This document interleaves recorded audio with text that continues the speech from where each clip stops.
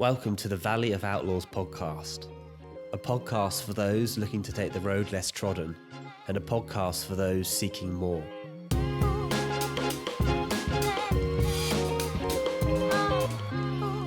Okay, Nawal, you are Outlaw number 24. Okay, Welcome I like to that the number. podcast. Yeah, thank you. It's a title you could take with you forward in your life if you want to. I will. You should. Outlaw number 24.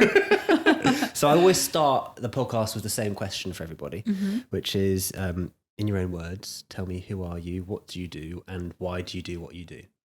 Who am I? That's the hardest question of all, right? I hope the West are more merciful. So, of course, I like to think of myself as ever evolving. So I don't really, for now, I am, number one, a mother. I think that's the closest thing to my heart. Once you're a mother, it's like it completely changes your life. And so that's my main purpose. And, so that's, so I'm a mother. I'm an entrepreneur. I kind of built my career and life in parallel. So there's no line that differentiates them.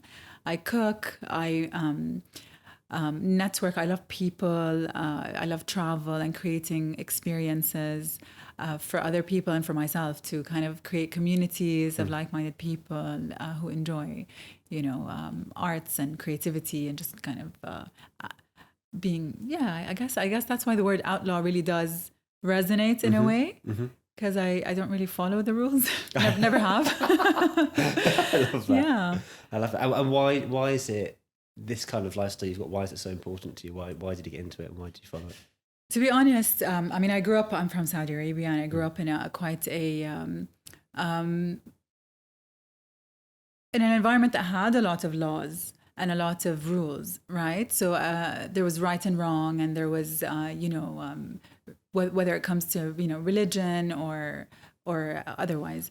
And so I think growing up with quite a strict, in quite a strict environment helped me in many ways, where, building good habits and, discipline and kind of motivation and all of that. But then it also pushed me to want to create my own thing. And I've always known there was other ways, there's another kind of way of living rather than just following what I'm told. And so, as you can imagine, I was a problematic child, to say the least. But, I'm one of five. And so I had a really good support system. I had sisters and my parents and all of that. And I did feel loved and accepted and just kind of guided in that sense. So I chose to, if we're talking about, lifestyle and career, I moved out and I started my own business and that kind of facilitates, they feed into each other. My business is to travel and to cook and to represent my culture and my values through the experiences that I create. And so, alhamdulillah, I feel very blessed that it's been accepted and that I'm able to express myself in that way. Yeah, lovely. Yeah. So this question I've been asking a few people, and I really love asking it now because it's so interesting, the different kind of responses I get. But when you were younger, what was the vision you saw for yourself, and how different have you turned out to what that was? Well, I wanted to be a dolphin trainer. So it's quite different, living in London with no dolphins. But that's really what I wanted to do as a child. I wanted to, I guess it was SeaWorld. And, because my mom is, my maternal family live in San Diego. And so, SeaWorld and the ocean and all of that. So that's kind of my earliest memory of wanting to be in nature and be with animals and be outdoors. And then came my dream of being a photographer for the National Geographic. So that was my dream for the next couple of years. And I remember my parents getting me my first camera, and I'm like, I'm going to be, I wrote a letter to National Geographic saying, I have a camera now. Can I be a photographer? So amazing. Maybe that will, I see myself doing that still, although I'm very far from it, but it's close to my heart. Yeah. Photography, capturing beauty in nature. And so that's something I also love. But then food was always also in parallel. It was also, it was a very important part of our home and our whether it's the culture in Saudi, it's extremely hospitable.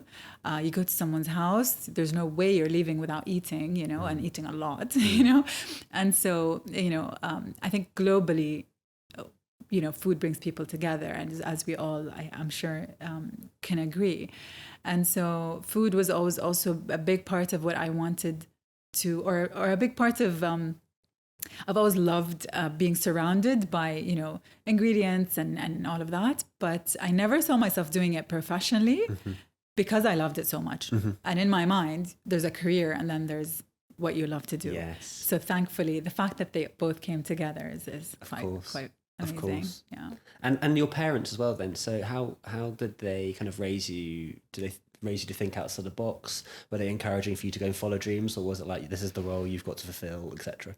No, honestly, they never even, I don't think they ever had a specific expectation of what I should do. They did push me, especially my mother being half German. She was very strict in eating habits, waking up early, sleeping early. We had 1 hour of TV and then it would get locked, like Really? physically locked. It was in my great grandmother's closet. It was like a, old kind of wooden closet, and she would actually lock it and hide the key. Wow. And then even when computers were introduced, there was like a password and nobody knew it. And I still remember when we figured out the password, it was Hewlett Packard, that company, because it was on the... So I remember that, like, oh my God, it was in front of me all along. And all these years, I didn't know the password. So we were very much in a disciplined environment. But in terms of like, it was never really, not as far as I remember, it wasn't restrictive where, you have to be a doctor or an architect, or it was never like that. There were options. Yeah. It allowed you to flourish. Exactly. Yeah. Perfect. And when you were younger, with siblings as well, I imagine Yes. each of you had your own kind of passions and things Yeah. you loved to do. Like, at what point then did you start playing with cooking and cooking for people in family? Because I saw an article. I think it was it Vogue Arabia? Yeah, maybe. Which talked about you cooked when your parents were out and you cooked a surprise meal for them. Exactly. Yeah. Oh my God, that story. How old were you? 9? Around that, yeah, 9, 10. And so basically that's where so my mom had chores for us to, learn responsibility. And so we could choose. So she had maybe 10 chores written down, and I'm like, I want to do this for my sister was teaching my brother. And so I chose tea time. And so I would go into the kitchen, and we had, people helping in the kitchen. And so I would be with them, and we'd be, choosing from books, and we'd be like, let's do this, let's do that. Every day we had this tea time. And so, one day it was, brownies, one day it was muffins, one day mostly healthy, very healthy dishes. But then some days I would get my way. And then there was this point where my parents went on a business trip, and they're like, okay, we're coming back at, let's say 7:00. So I'm like, okay, I want to create something different. I don't want the typical tea time. I want something really exciting. So I basically that was my first fusion dish, if we can call it that. So there's a traditional dish in the Arab world called kousa bil laban, which is zucchini cored, and then you put like minced beef with spices and dill and stuff, and then yogurt, and it's a really like hearty lunch meal. And I always found it fun that you core I loved walking into the kitchen and seeing them core the zucchini and then stuffing it. I like to kind of be part of that and take stuff and taste it on the side, so I was very curious. So then that dish, I kind of recreated it with the ingredients that I liked, which were cucumbers and pineapples. And so I got cucumbers, cored them, put pineapple juice in them, put a nice little umbrella, those funny umbrellas on the cocktail umbrellas. On that, and that was my like welcome drink to them. And I remember my parents were like, so there's juice inside the cucumber. I'm like, yeah, And so my dad was always very so supportive, and like he would worry about how I felt all the time because I was super sensitive. So he drank it and he's like, oh, it's so good. And then I'm like, yeah, I need to eat the cucumber. And he's like, okay. So weird. But yeah, now that I think of it, it's actually fun. It's very tropical. Yeah. But at the time, yeah. And then my mom was like, this is a funny dish and you should be asleep. Like, okay. So that was my first, I guess, moment where I felt like I love creating, and I love doing something out of the box. And some days, some people will like it. Like my dad seemed to like it. I still don't know till this day if he actually did, but he had it. And then my mom was very direct, and that helps me grow. But at the same time, I'm like, oh, she didn't actually like it. So I need to, work harder to create something better next time. Did it give you the determination to improve then? Because you said that you're Yes. quite sensitive to stuff. Yes. Was the sensitivity drove you forward rather than stopped you experimenting more? Yeah, definitely. I believe so. Yeah. I wanted to prove to myself that, I can do something that everyone likes, which is not what I think today. But at the time, I'm like, no, my whole family has to like what I do. Yeah. And then you went into teaching, I saw initially. Yeah. So what was the draw to that? So as it being an Aquarius, I don't know if you know much about. I get Zodiac. told about star signs quite a lot, but I usually nod along. Yeah, exactly. I mean, I did that my whole life too. I didn't really know much, but recently one of my friends she started to really teach me a lot about it, and I still have my reservations, but in general, I think what I hear is that Aquarius, which is my star sign, tend to go against the grain and tend to have their own. Sorry, what was the question before that? I said you went into what was it? Oh, teaching. Yeah. Teaching, yeah. So apparently, as an Aquarius, and I think honestly, as humanity, we like to feel like we have a purpose. We like to feel like we're giving back, right? And I think that's ultimately what satisfies us, no matter what you make in terms of money or fame, or that really is surface level. But then when you actually, give back and you create a change, especially with children or people that, are kind of more fragile in that sense, you really feel like a better human being, and it really gives you that deep sense of satisfaction. And so growing up, I mean, part of, aside from nature and expressing myself creatively, I knew in my heart I wanted to do something meaningful, and so that can be different things to different people, and for me it was working with children. And so although I didn't have many, I didn't have experiences with children before that, as I just loved, I knew I loved playing with children, all of that. So I studied special education. And so that kind of, it was children and it was people with special needs as well. So it was really very meaningful to me. And I just followed my heart in that sense. I did that. And I always did kind of photography and graphic design on the side. I did a minor in that. And so did my uni in that. Worked with children for 2 years until I had my own children. So I got married in university very early and had my 2 children. And so once I had my own kids, I kind of got really busy with them and stopped working as, but then I started my own business, which was at the time called the Super Child Project. And it was health coaching for kids. So it was teaching them how to cook, teaching them how to, exercise or be active, and this away from screens, but built on nutritional and, healthy habits and so on. So yeah, that was my teaching career. It was short and sweet. And I think it still lives within me through that business because that's still ongoing back in Saudi. Yeah. Well, I mean, you can carry on into, I guess, your cooking journey as well, because it's quite linear from there. Very much so, yeah. I think so. The way I view kind of my career, which is in parallel my life, I think, when I start a new business, I grow through that. And in parallel, when I grow on a personal side, which is, getting married, being a mother, getting divorced after that, and then moving countries and all of that, my career in parallel evolves and kind of branches out with that. Even personal things like going on, inner child healing retreats and things like that really help me understand myself and heal generational trauma. My grandmother and my maternal side of the family lived through war in Cologne in Germany. So I do believe that these things do get passed on until somebody breaks them. And so, these are all active steps that one, I believe, really has to take throughout their life to heal whatever has been passed down so they don't, continue that. Exactly. No, circle. I get you. So yeah, from the teaching, I evolved into, so I opened that company, the Super Child Project, with my partner Shahad, and she's a clinical dietitian. And so she was doing more the, dietitian part where we were doing, we were testing the kids for diabetes and all of these things that are very much apparent in back home. And so the solution in our eyes was to teach the children, and therefore the parents would also have more, education, and they would have help and support where, children want candy and want, sweet treats, but then at the same time, if you observe, parents give it to them. It's not like they resist. They're like, okay, just because it's a happy occasion, because it's a birthday party. Yeah. So we celebrate with cake, But who says you have to celebrate with cake? Why don't you celebrate with a beautiful watermelon and carve it and make fun, activities, and you teach the child that celebration isn't necessarily in relation to like candies and sweets, and it's the same with Halloween and Christmas and all of the, I guess, global celebrations. Yeah.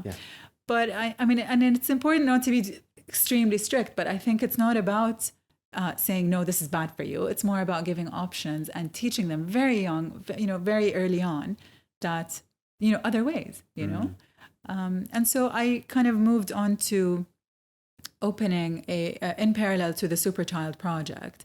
I started another company called the Food Evolution. And so that was evolving through food, right? So you are what you eat, as they say. And so how does building healthy habits contribute to your personal evolution? Like, we do these ice baths in the morning and we, the gym and the active lifestyle and all of that. And that's part of the reason why I enjoy living in London, because there's a lot to offer in that sense. And Saudi has changed a lot too. There's so much to do there now, and a lot more, I guess, awareness in that sense. So I'm really happy about that. And, the biggest I'm very grateful that these businesses that I started have been recognized by government entities, and now they're calling me to create these dinners, knowing that these are sustainable menus, locally sourced, and they see the value in that. Yeah. Going back to the kids' nutrition, how did they respond when you were educating them to alternative things? And they loved it. Was it really easy to get them to kind of move to a different kind of diet? And they loved it. Yes, it wasn't. I wouldn't say it was easy to get them to transition, because the parents and the families also need to have those restrictions at home. Of course. And so what I found a bit challenging is that the parents really wanted to, and they did apply those, and we would send back the recipes to the house so they can create things. And then I started like a Snapchat channel and Instagram channel at the time to put these recipes for the, and it's actually one of the parents of the children in the school that I used to teach, of the special needs. She suggested, she's like, why don't you have a website or an Instagram account where you would, post some of these recipes, because they're all in English. She'd be like, I get online, I look for them. Not everyone speaks English, and they have different ingredients there as well. So they use a lot of chia seeds and stuff. They're super expensive to buy chia seeds in Saudi. Yeah. So can you make something more relatable to us in our mother tongue, using our ingredients, or things that are at least a bit more affordable to us? So I'm like, sure. Banana bread, banana muffins, carrot muffins, things like that are actually delicious, using local honey, things like that. And so I started that Instagram account in parallel to my teaching, and that kind of was a side thing the whole time throughout my career. I would always, post recipes, post tips, how to, and then because I had the two children, I would practice what I preach on them. So I'd make like butternut puree, and then I'd post the recipe and my child would eat it, Yeah. And so, it's been a fun journey. The one challenge was that the grandparents always had, the big baskets of candy at home. Yeah. So when I then started, okay, I'm jumping to my coaching practice. Yeah. But basically after I started teaching, and then I left teaching to be with my children, when I was pregnant with my second son, I did an online course at the Institute of Integrative Nutrition in New York. And it was a lovely, lovely program, 1 year long. And it was basically a holistic health program.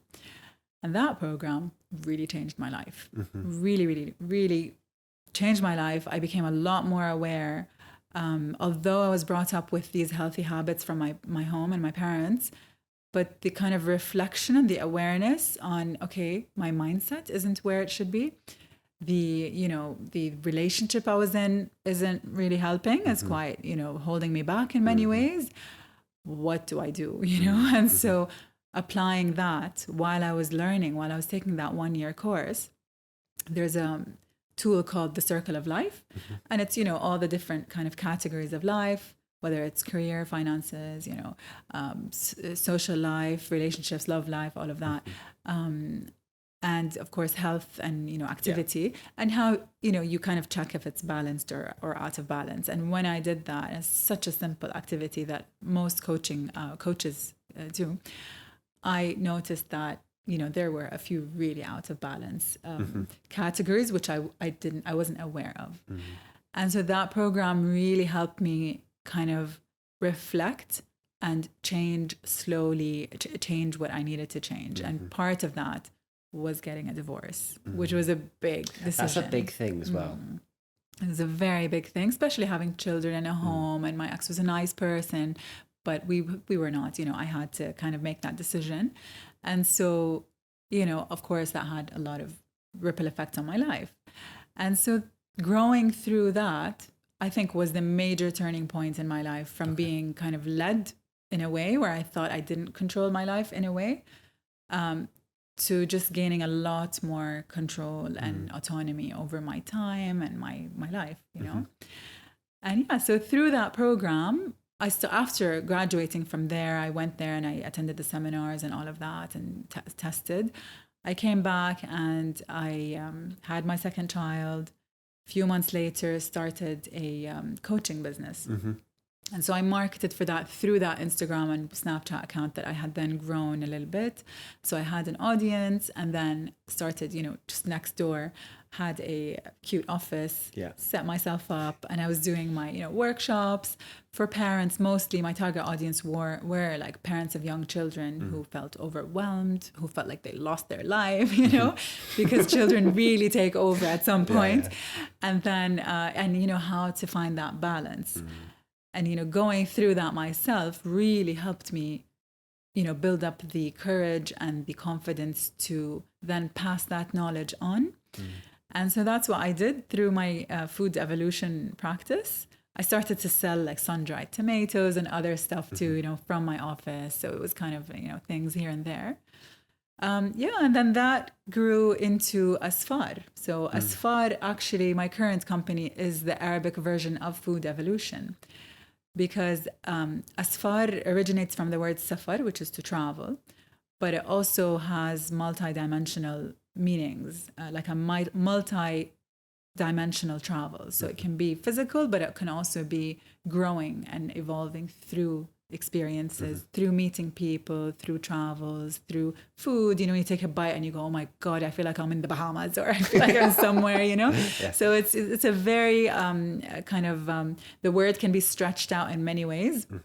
And so that's where now I kind of evolved that holistic health coaching business to more culinary after I did my cordon bleu diploma as well. Yeah, I was just going to ask you about this, because what's interesting is that like holistic health courses are clearly quite pivotal. Yeah. And I was going to ask you about how do you balance life with kids and all this.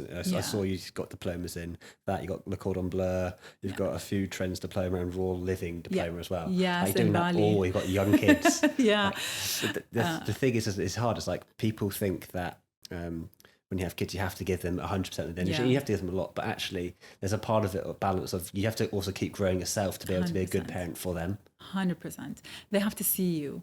And honestly, my kids are my biggest cheerleaders and supporters. Like, it's the sweetest thing.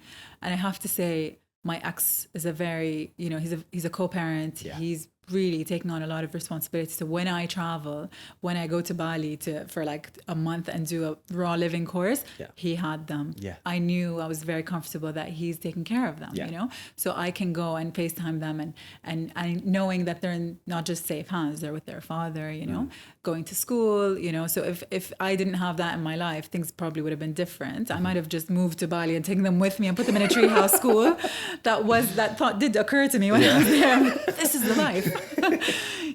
So thankfully I do have a supportive community, whether it's my family, whether it's my ex, whether it's friends, people really do support. And I think nurturing relationships in your life like that very early on, is a very important, Of course. Okay. So sustainable food practices. For someone who doesn't know.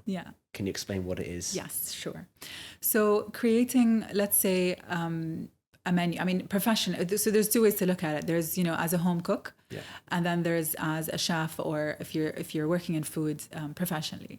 So at home, of course, it's basically trying not to waste food as much as possible, using local ingredients as much as possible, seeing food as a investment in yourself. So you're paying more for higher quality ingredients, which you're getting from the farmer an hour away, rather than getting food from another part of the Yes. world, with the carbon footprint, with everything that it goes through. And I think if we even think about or watch documentaries on like the packaging and the pesticides, and you really don't want that in your body. Yes. And so you do pay for that in hospital bills down the road. Yes. If you don't, if you don't pay for the right kind of food, and it doesn't have to be expensive. And this was part of the food evolution kind of idea that I had at the time. It's really taking it easy and understanding that, in Saudi, you don't have to have quinoa, you can have barley because that's available there and it's nutritious and it's fine, using local vegetables instead of importing vegetables.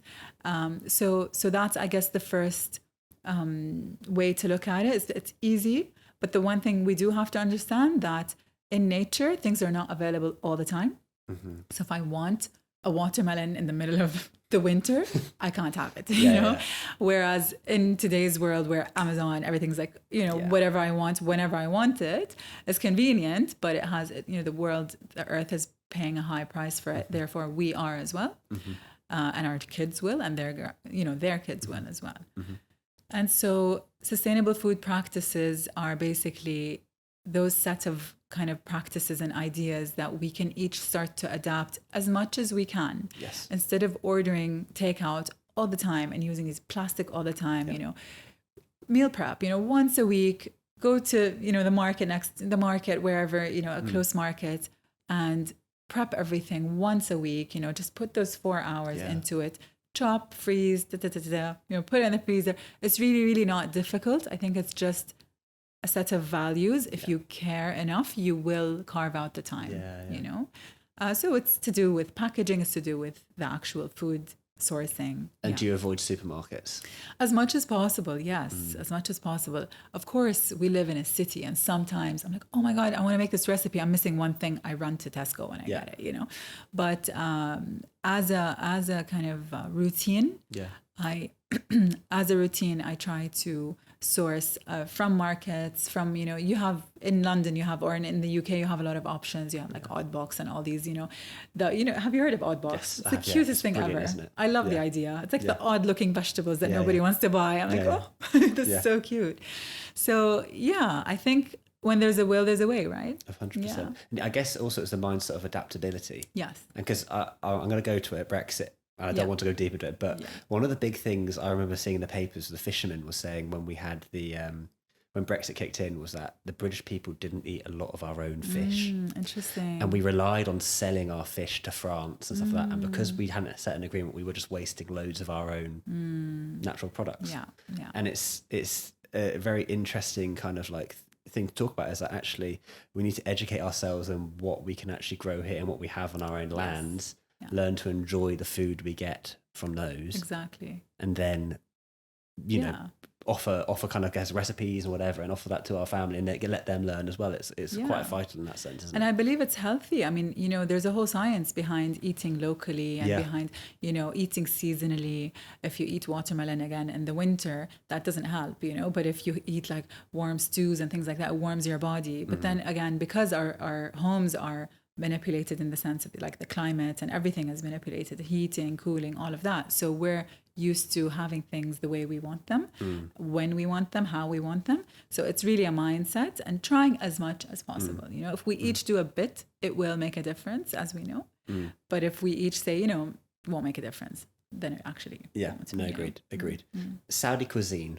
Yes. Tell me about it. What is it? How is it different? What are the standout kind of dishes, and what are kind of the good places, I guess, in London which people go and try some? Yeah. Do you know anything I've from? not had any Saudi cuisine. I've had, obviously, I don't know how close it is to like Lebanese, or I've been to like Oman and eaten in Oman tradition and stuff like that. I think Oman might be closer. Yeah. But Lebanese is like very Levant, very like hummus, all of that, delicious. I love that food.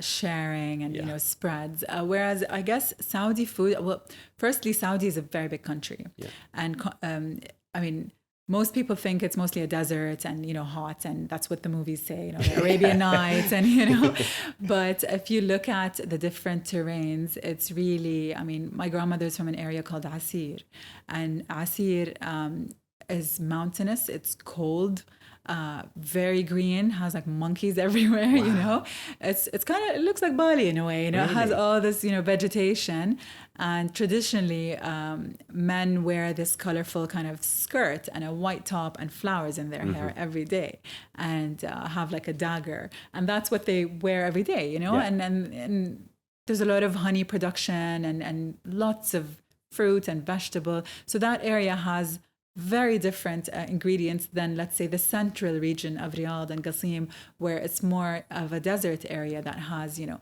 they eat a lot of lamb and stews and certain like root vegetables there. Whereas, let's say, Sharqiya, which is the eastern province, have lots of fish, very famous for their shrimp because it's on the Gulf, the Arabian Gulf. So that's close to the Emirat, Dubai, that area, and Bahrain, Qatar. So those have kind of similar cuisine. But then when you move to the west, where I grew up, Yeah.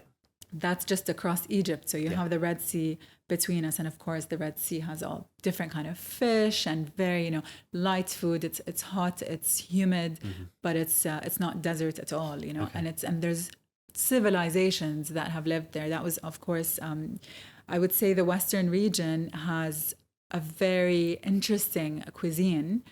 My personal favorite, I'm biased, of course, but also because, you know, the old town there is basically the hub of the Muslim world, where people come, millions come every year to perform Hajj and Umrah. So they go to Mecca, which is 45-minute drive from Jeddah. And so the airport, that's the closest airport to Mecca, and to Medina, which are the two holy mosques in Islam besides Al-Aqsa, which is in Palestine. So you have those two, so you have people coming into Jeddah, trading, you know, bringing the spices, bringing their ingredients from Turkey, Indonesia, Malaysia, the whole Islamic world, and leaving them behind. And then that becomes part of the cuisine throughout history. So now when you go to like houses in the old town and you meet people who, you know, grew up there, they have a very different, very fun, very spicy, lots of like steamed kind of parcels called manto. And then you have like ras Bukhari, which is like a rice from Bukhara area, which is like, you know, it's just very eclectic and exciting, you know. So Saudi cuisine is interesting in that way, you know. There's a lot. And I think the main ingredients would be lamb. We don't have cows there. So there would be lamb and camels, of course. Camels, Yes. You'd think we ate more camels growing up, but we didn't. We didn't. I guess people used to ride them more than eat them. But camel milk is becoming, you know, very much commercialized right now. They're starting to commercialize it, but growing up, it wasn't. You couldn't find it in the supermarket, but you can, you know, ask a farmer for it. So yeah, you have, you know, camel products, sheep products, and then rice, lots of rice and barley and veggies. Yeah. No, nice. Yeah. And asfar, you said it is. Asfar, yeah. It's sustainable for cooking with all these kind of ingredients as well. Yes. So basically, it's a culinary advisory. So I have different services. So one is to create these dinners, and they're mostly for government entities. So it's for like Ministry of Tourism, Ministry of Culture, and a few like very, very, sorry. Yeah, because I don't want to say names. No, of course. So, yes, so I have a few branches to this advisory. One is more of an advisory for restaurants and chefs who want to have more either sustainable practices or just creative Saudi food. You know, they just want to kind of create different. And being, you know, studying in Cordon Bleu taught me a lot of the French style of cooking. So that kind of elevates the stews to become more of like pretty looking on the plate, while preserving the spices and the flavors and kind of the soul of the dish. So that's what I tend to do in these experiences that I create. So some of them are one-day dinners, you know, and these are for these clients who want to represent the country in a different in front of a global audience, and they want them to know what Saudi food is. Just like you asked me, like, what is Saudi food? So we create these experiences for them in Saudi and abroad. So we have something in Brazil coming up, we have something in Paris and London, so all over. And then, and I guess that's the fun part, because it's like you're building up to this one night, and it's also storytelling. So I create the menu. I work with a hotel or a team to execute it. I kind of orchestrate that, and then I come out on the day and speak to the people about the story of the menu. And that I see their faces and they're always like, and I love that. I find it really such a big honor to be able to communicate that. How do you prepare yourself then to be kind of creative in kind of this place in the kitchen, let's say, in planning these meals? Like what kind of headspace or what do you do to prepare and actually allow yourself to be as creative as possible? Last minute pressure, I would say. I leave it till last minute. I'm like, oh my God. Generally, I work well under pressure, but I'm unlearning that, and I'm starting to plan. So I already have my menu for next month ready. So Thank I'm adulting. Goodness. So basically, you have the basic Saudi cuisine, which I grew up with, and so kind of deconstructing those dishes, and then each time, even if I had the same menu, it would be executed mostly differently. Yes. And that would depend on what kind of event I'm working on. So if I'm working for the World Economic Dinner, World Economic Forum dinner, it's very, professional in that sense. So it's very clean, not too artsy, but still very, just presentable. And it has to be very traditional because this is for a global audience who want to learn what Saudi cuisine is. Whereas if I'm creating, let's say, a dinner for, let's say, Red Sea Film, in Jeddah, and if I create a dinner or lunch for them, I would do something more fun and artsy and interactive. Maybe it doesn't have to be a seated dinner. Maybe it can be a long, kind of integrated into a play or something where it's more interactive and they can kind of discover the dishes as they walk through the old town or something like that. So those kinds of clients that are more from creative backgrounds want something or allow for more space to to just go crazy, whereas other clients want something more presentable where there will be people from government and political backgrounds that don't have much time to do that, so they would come, eat, enjoy the experience, learn, and network and leave. I would say that, and then creativity just comes. It's just you do what you love and you trial and error. Sometimes I make a dish, I'm like, oh my God, gone wrong, no, not gonna work. But then other times, like, wow, this new ingredient really elevated the dish, and I wouldn't have expected that. Like yuzu would work with jarish, which is like a very traditional dish, And how do you respond to criticism now from things that people go, oh, I like that, but I could have done this, I could have done that? How are you with that? So I always have 1 to 2 tastings before these dinners. So I experiment in those, and then I get the feedback and welcome it, and then kind of upgrade and make sure I take that feedback into account. The tricky thing, I guess, with food is that you might love it, I might hate it. So it's fine. If there's 10 people and 8 of them love it, the other 2 is fine. They don't have to like it, no, fair enough. Fair enough. And you also do a bit of public speaking with it as well. Yes. What kind of responsibilities, how do you feel when you're on stage explaining your kind of meals and your thoughts to ministers and very important people? And well, I always get imposter syndrome, I have to say. Okay, that was one of my questions. Always. So tell me about that. The night before the event, I just feel like I want to run away. Really? I swear. I don't know why, because I'm very much confident in what I'm doing. And I know that they chose me for a reason, which makes me feel okay. But then I'm like, no, but maybe because I'm the only one doing this. Maybe there's no one else. Maybe why on earth am I doing, such a big event and such an important place? And then, I get those voices a lot. Wow. And so when I'm writing the speech, I get blocks all the time. Really? Yes. And I generally reach out to a friend or talk to someone and they give me that push of, last time I remember that happened. I was in Riyadh just before the World Economic Forum dinner. And that one was, I was very confident about the menu and all of that. But because these dinners are not a one-man show, even if I put my all into it, you're working with hundreds of people. You're working with huge kitchen staff, 150 waiters, different dietary requirements, different. So it's really an orchestra. It's really like a huge, So I always kind of, I don't tend to think about, if something goes wrong in the dinner, but I do tend to worry about what if I say something inappropriate?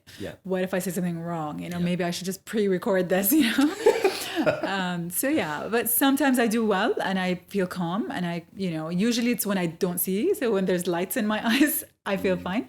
But then I remember, like in one of the dinners, I looked and I saw someone that I recognized from the news, and I'm like, okay, I got, I started to get nervous. Of course. But then when I see the videos, it looks fine. Yeah. So it's the power of the mind. I was just writing about it in my weekly blog post. I titled it Mind Control, because like this week on Monday I had my personal trainer session.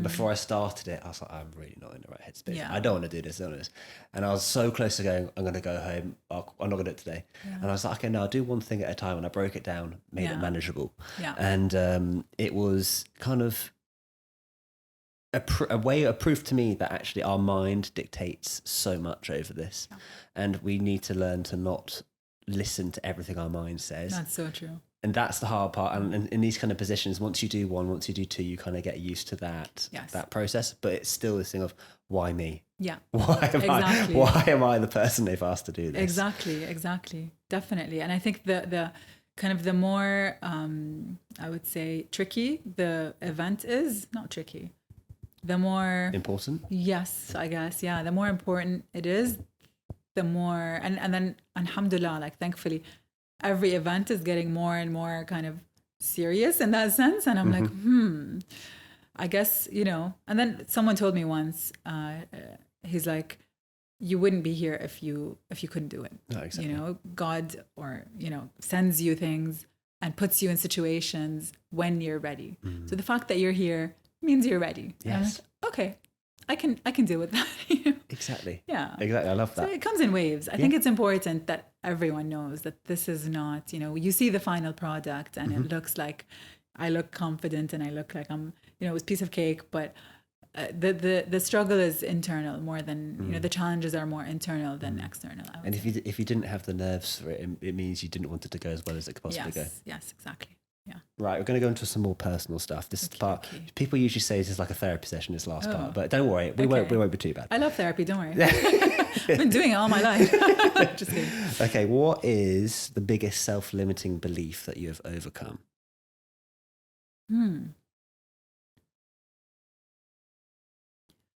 Okay. I felt really guilty about the divorce, and I felt like I didn't want my kids to grow up in two houses. I really wanted them to be under one roof. And I always felt like I'm going to mess them up. They're going to grow up with this idea that, marriages don't last, or, my mom didn't prioritize us. She chose to, have it for herself. Yeah, exactly. Yeah. And that belief really restricted me from having a career that I put my all into, or getting remarried or things like that. Like I always felt like I need to really prioritize them and give them every single second that I can, and all my energy when I can, and all of that. And I think recently I still struggle with it sometimes, but because now they're 10 and 12 years old, I speak to them. We have extremely open communication. And so when I speak to them about certain things, even if like I make a mistake, I lose my temper, I talk to them. I'm like, listen, I lost my temper. I should have, taken a deep breath before and spoken softly and all of that. And they'd be like, it's okay. We do, it's normal. We're all people. I'm like, yeah, okay. I taught you well then, and they always tell me, like, they're so sweet. They always tell me things like, you're the best mother on earth. And I swear, and they look at me in the eye, they're like, Wallah, I swear you're the best mother on earth. And I'm like, oh my God, okay, I believe you. And so, yeah, I think that's the limiting belief of, I'm not doing well enough with my children. And I'm not, giving them what they deserve as two beautiful human beings. I want them to have the best of the best of the best. And so I think I'm overcoming it. It's so interesting that, because it's the same also in terms of in relationships, or even like as creatives, like it's like creating also space to be able to allow yourself to grow, to be the best version of yourself for the people around you. Exactly. Yeah, exactly. And I do believe that because I chose my I chose a path that I could flourish in and thrive in and be, surrounded with really supportive people. I believe that did make me a much better mother. I think if I were not, if I hadn't built anything for myself and I've been completely dedicated to my motherhood, I wouldn't be a great mother to them. And I see it around me. I see it with people I know who have been kind of guilted into the feeling of, you're a mom, you need to not do anything else basically until they're older. But that's your whole life, especially like I had them when I was 22 and 24, very young. Yeah. So, I'm growing with them in that sense. And it's so beautiful because like my 12-year-old now, he tells me things. I'm like, by the way, you remember I'm your mom, right? He's like, yeah, but you're also like, we're also friends. Like you're my mom and I respect you. But like, he tells me things now about, I'm not going to say them here, but yeah. Of course, yeah. And so I really love that. I think it's really beautiful. And this idea of the mother has to be feared and she has to be respected in that sense is so not, it's not the only way to mother. You can mother by being so close to your kids where, that's my goal. I'll know I'm a great parent if my kids tell me things without fear. Yeah. Mom, I did this. It was wrong, but this is the truth. I'm like, got it. Forgiven. Just keep telling me the truth. Yeah, that's really beautiful. That. What does fulfillment mean to you?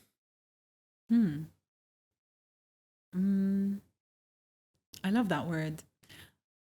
I do feel very fulfilled in general, and I think it means that I'm in peace with myself and with my decisions, my past, my present, and any plans I have for the future. I think not being too hard on yourself and really, patting yourself on the back and saying, well done, Nawal, you're doing great.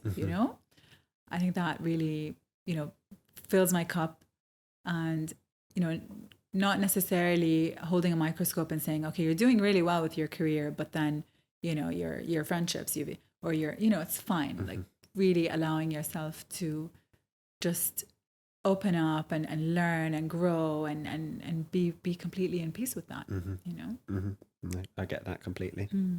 How do you maintain passion in everything you do? I don't. That's brilliant. I like that. Good. I really don't. Sometimes I'm like, why am I writing menus? It's like, I just want to create them. I don't want to write them and scale them up and scale them down. Yes. Like there's every single thing you do in life. There are some mundane parts that you don't enjoy, If you're a videographer and you love traveling and shooting, but then you have to edit and you have to go back and spend hours and doing this and that, there's always something that is not ideal. At some point, you can delegate a lot of it, but not necessarily all of it. And so, some parts of what I do, I feel like I'm not very passionate about, but then the parts I am passionate about really make it worthwhile. Everyone says that actually. Yeah. It's a balance of everything, and the things you really love to do makes everything else worthwhile at the end of it. Exactly. Beautiful. What advice do you give to people just entering their 20s who maybe don't know what they want to do, who are scared of their future, who feel they have to go and get a job, feel they have to go down the route which seems the safest? What advice would you give to them? I would say in terms of, do you mean like career-wise, right? Well, yeah, life decisions, career-wise, whatever. I would say mostly to not be afraid to experiment. Like any decision doesn't have to last forever. It doesn't nothing lasts forever. And so like you mentioned earlier, breaking it down to smaller, more manageable ideas and steps. So if you just graduated, you don't know what you want to do, experiment with whatever is available. That is something that you're happy to start with. You might meet someone, be a barista, meet someone in the cafe that has a business in something else. Work with that person, say yes to new opportunities, and then stick with whatever really feels right to you. Honestly, I know it's so cliche, but following your heart and following your gut is very important, where at the same time, of course, having a stable income is also logically, it's important to enable you to do what you love. So if your financial situation is at a place where you need to have that stable income, then do that, small, steady steps. And that enables you to then start a side gig, start a, podcast, an Instagram account, something free where you can express yourself build an audience in that specific niche, and then that will attract the right, whether it's clients, whether it's, investors, and really just keep saying yes, I would say. Yeah. Yes is the big thing, actually. Yeah. I agree with you. Yeah. Okay, advice for mothers who have maybe an idea to follow or start a business or follow their passion, who are struggling to juggle it all. What would you say to them? That is a tough one because it really depends on the circumstances, if you have a support system or not. I would say if you have a support system, definitely utilize it, don't just be like, no, I don't want to burden other people. No, burden other people, no problem. I would say, because they say it takes a village, and I believe it does. And I think if it were up to me, and I might do this one day, you'll see me like moving somewhere, because I really believe in communal living. Yes. And I believe in supporting each other, whether it's with children, whether it's with, other stuff. One person likes to cook. Why doesn't that person cook for the whole community? Let's say 3 days a week or every day, and someone else does their laundry and someone else watches the kids. And I love that kind of communal living. And I think us as humans, that's what we need to be able to, thrive and have fulfilled lives. But this kind of lonely living, everyone's in their flat not knowing who their neighbor is, I think that's completely anti it's unnatural. Yes, exactly. It's unnatural. And so I would say my advice would be to build that community. Actively try to build a community around you. Give, and you will receive, Be with givers, have a friend that will come and watch your child while you film something, and at the same time reciprocate, cook that person something they love, and build that community and have trust really in the process, because life really is beautiful. There is really a lot of beauty out there, as much as there's sorrow, and there's beauty in the sorrow in a way. That's how you see the beauty. Exactly. This feels very wise. What I'm saying, it's like a therapy session. You're giving therapy to the listeners now. Right? So I would say that, and don't be hard on yourself. Children grow quite quickly, and do what you can at the time. When I couldn't travel, I took online courses. Yeah. So the health coaching, I couldn't travel at the time. Yassine was a toddler. I was pregnant. So I did it all online. I started my coaching online when Suleiman was breastfeeding, And then once they got into nursery, then I opened an office, and I would only go in the times they're in nursery. I would go like 4 hours a day and then pick them up and come back. And so keep going, don't let anything stop you. Work with what you have, and, don't seek perfection where I can't get a full-time job, so I won't do anything. Yeah. There's an element of patience with it as well, isn't there? Yes. Definitely. Like having patience. You don't need everything now. Yes, definitely. And I would say my top tip would be prioritize your sleep. Really sleep well, because your body needs that, your nervous system needs that, your children need that, that affects everything else. So even before eating well, I would say that's of course very important. But if you don't sleep, because I think a lot of new parents struggle with sleep, and if you're high strung because you haven't slept, you won't be able to manage your emotions or your day or your time or anything else. Yeah. So really prioritize, even if you don't go, out for dinners for a couple of years, might be, I think that's a very important part. Yeah. It's not easy because you want that alone time when your kids sleep. You're like, fine, I can watch Netflix. Yeah. But then your body suffers from that. 100%. 100%. How do you keep learning more about yourself? Through things like this, really. Yeah. Like conversations, people around me that challenge my thought process. A few days ago I was with a friend, and we were talking about religion, and we both grew up with Islam, but we grew up with it in very different ways. He grew up with it from a very loving perspective. It's all about, love. And I grew up with it with more of a right and wrong perspective. Love was there, but fear was there too, very much, And so we had this conversation, and it really made me reflect and say, actually, I do love Islam, and it actually has some beautiful, depending on the way you view your faith or, other aspects of your life that you're not so sure about anymore. You feel like you might have grown out of that mindset. There's always, these conversations with the right kind of people that feel close to your heart and, kind of nourish your mind. I think that's really important, to stay open and it's a mindset to be open to growth. Yes. A lot of people are not. Yes. And that does come from fear, right? You want to kind of stay grounded in your ideology. Exactly. And recognizing you don't know everything is a very hard thing 100%. You know, when they say the more you know that you don't know. Yes. I think it's so true, you know, especially when it comes to science, but in everything really. Yeah. No, 100%. What are your drivers for success? You mean like what drives me to Yeah. Sounds cheesy, but like my kids, I think mostly. Yeah, I think my kids, but myself as well. Like I really love me, you know, and I really want the best for myself. And I believe that we are sacred beings. I believe our souls are sacred. You know, they come from a beautiful place. I don't really know where that is, but I know it's probably. I don't think anyone does. Otherwise, we would have a good, clear path. I know exactly, but I really, really believe that. You know, this world is a gift, and it's important to really allow ourselves to live fully, whatever that means to us. And to me, that means to be open to growth, really.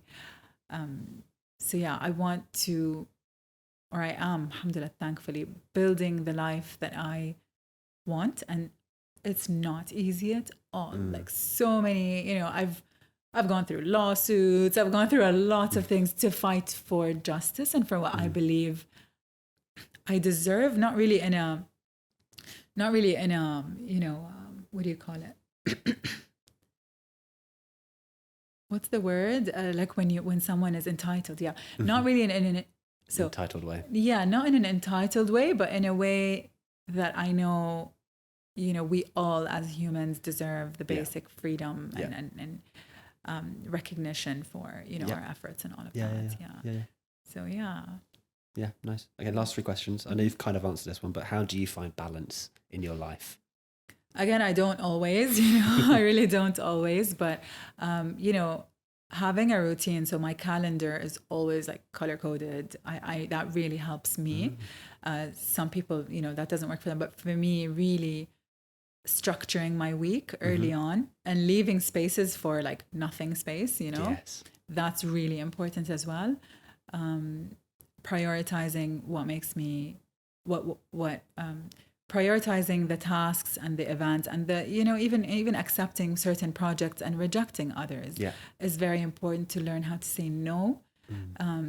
If it doesn't really serve your goal or your purpose, it could be, you know, exciting but unnecessary. And everything is, you know, an energetic exchange. And if I say, you know, yes to one thing, I'm saying no to something else. It goes back to the whole sleep versus Netflix or sleep versus go out for dinner, you know. That's a struggle that I personally went through. And that's why I'm very keen on, you know, I want other people who might be in the same place to really realize how important it is to learn to say no and to say, okay, I'll do 1 or 2 dinners a month out, but otherwise these late dinners are not right. They don't, you know, I need to sleep early and to rest and all of that. So yeah. No, really not. The color coordinated calendar sounds like a very good idea. I love it. A little bit OCD, but okay. What are the keys to following and succeeding at your dreams? Definitely consistency, I would say, is a big one, because, you know, it might sound like it contradicts following your heart and your gut, but at some point, if I'm doing something I know I love and it's serving me well and I'm building a career and I'm reaching financial freedom and these are my goals, but then when it gets hard, I need to continue. I cannot say, okay, fine, I give up. This is, you know, I messed up. I tripped on stage or someone, you know, got whatever, didn't like my food. I cannot let that stand in the way. And I think having, again, the support system, but also the inner peace and the confidence that, you know, there's a really beautiful saying. I think it's by Jalaluddin Rumi. It's we're all just walking each other home. And I really think it's important not to idealize other people and say, you know, that celebrity or that person, and they're so far from us. No, actually, they're just, you know, my mom actually said this once. My sister got invited to a birthday from this princess that was in her school back home. And so my sister was like, Mom, I'm invited to this princess's house. I have to wear a princess dress. And my mom's like, First of all, I don't think she'll wear like a Disney dress. She's an actual real princess from the royal family. But also, she also eats and drinks and goes to the toilet and, has her fears and has her worries. She's only human, so don't idealize other people because they're born into a family or because they're, they've made their dreams come true or they look all shiny. It's a very kind of, we always say it, but I think it's important to really feel it. And to really look, social media doesn't make it easier. Yeah, of course. All the kind of comparison, but the downtime and the time away from your phone and off social media can really help with that. Yeah, it's important. Like we're doing a retreat soon with Aspad in the Cotswolds, and we're taking people's phones away. Good. Yeah, Good. And we've got a few inquiries saying, "What if my kids call me? What if my husband needs something?" Like, they won't need you in those 3 days. Set them up. If worst case scenario, let them call the retreat, the landline, and if there's an emergency, we'll tell you. We'll decide if it's important enough. Exactly. Yeah. So they're like, okay, But I think really, really, and I've done a retreat like that. I've gone through, gone to a retreat, and it's really life changing, and it's important to do. Yeah. Yeah, I did a holiday like that, tech-free holiday, and it was really How cool. long was that? It was about a week. Wow, that's good. Yeah, that's good. Because you actually start to have real conversations with people. Exactly. And notice they're there with you. And and there's a see certain stuff. mind fog that goes away. Oh yeah. Really, like this brain fog is real. Oh yeah. Yeah, it's awful brain fog. Yeah. So really, conscious living is just, I guess, key. 100%. Yeah. Okay, final question. What's the one lesson you try and teach your boys about life?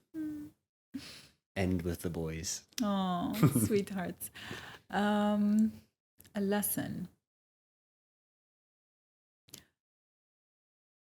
I think cultivating kindness is really important.